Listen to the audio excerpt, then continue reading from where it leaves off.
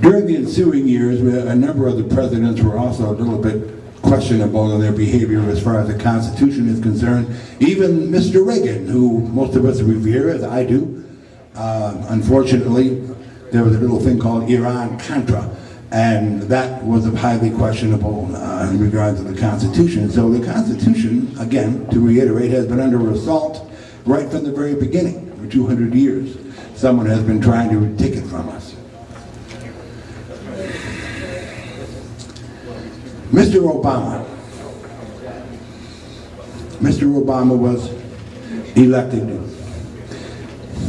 at the apex of the agony of America after the collapse. Yet another exigency, yet another calamity had befallen the United States, again at the hands of the Federal Reserve. They had been behind all of this thing as they worked hand in glove with the globalists who have been working on this, as that's been for more than 100 years. So who is Mr. Obama? Well, that's the point. We don't know who Mr. Obama is. We're not even sure if that's his name, truly. It is my opinion, and you can argue with me about this if you would like, but I'm a rock-headed Dutchman and I'm not likely to agree with you, but it is my opinion, and I think the evidence will prove that Mr. Obama is a construct, that Mr. Obama was constructed by these quiet little forces that have been working at the highest levels of government all around the world, at the policy level now, all over the world. And we've all heard the names of them. It's the CFR, it's the Trilateral Commission, it's the Club of Rome. And you start talking about these things and people's eyes start to roll and they're going, oh my God, it's conspiracy. It's not conspiracy. It's right in front of you. It's like getting punched in the face in a bar. It's right there. So, Mr. Obama and his friends, the Bernardine Dorns of the world. I'm old enough to remember Bernardine Dorn quite well from the days of the Weathermen. I remember Bill Ayers. I remember Tom Hayden. I remember Mark Rudd. We know who these people are. And these people are the people that constructed or assisted in the construction of Mr. Obama. And Mr. Obama is now the President of the United States.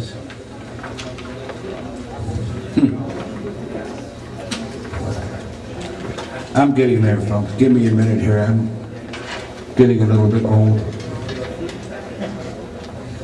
Now, with the passage of all of these laws and edicts and executive orders and manipulations of the order of society, we're on the edge of losing what took us 234 years to build.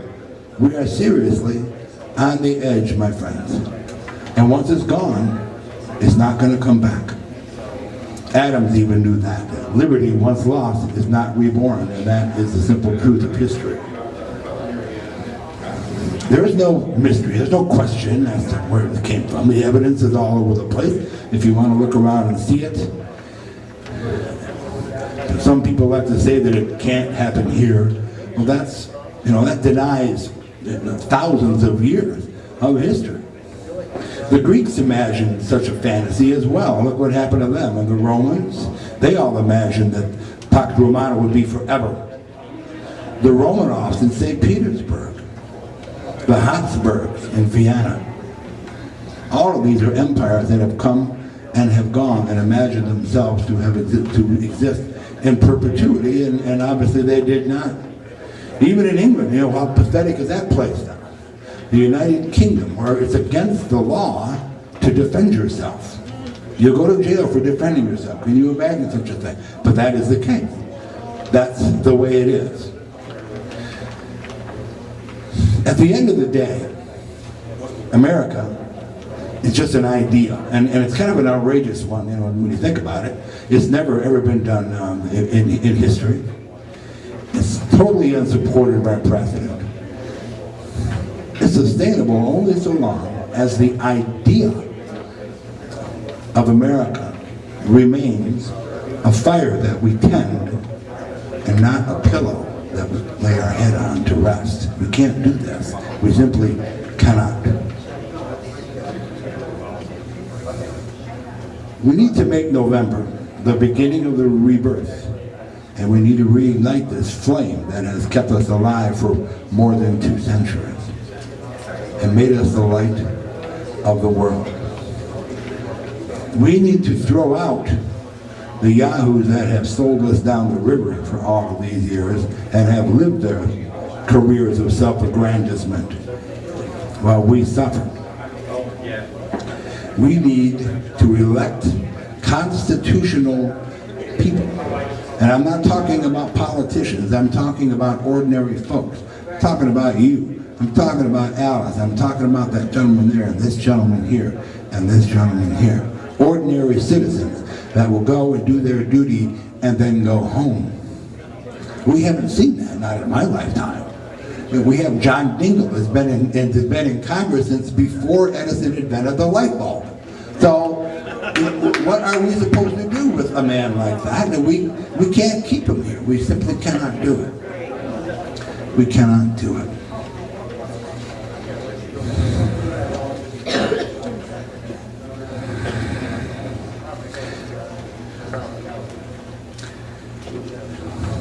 Tyranny is not our fate. Tyranny is a choice. We can allow this to happen, or we can step up and we can stop it.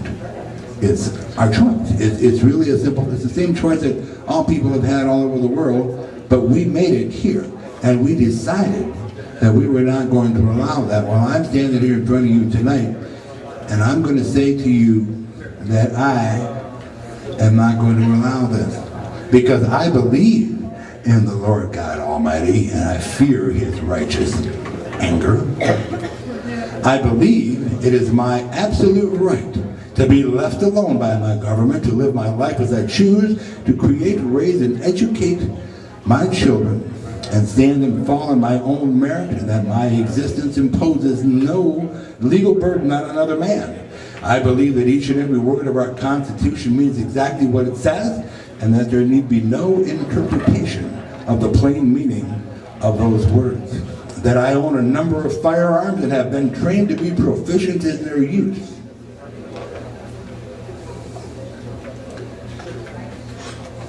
I am an enemy of the United Socialist States of America.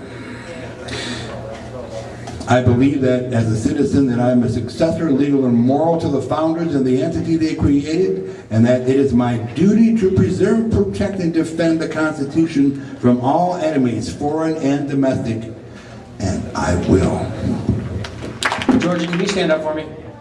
Georgia O'Halloran, sorry, is it Halloran or O'Halloran? Just Halloran. Just Halloran. Georgia Halloran is part of a club called the Berkeley Royal Oak Forum. If there's anybody here in Berkeley or Royal Oak who'd like to get involved with an excellent conservative group who really takes their conservative and their passion to the streets and gets things done, talk to her and make sure you get with her and join her club. They have a great organization, and we're glad to have them as part of coming in and visit us at SOAR. So thank you very much, Georgia.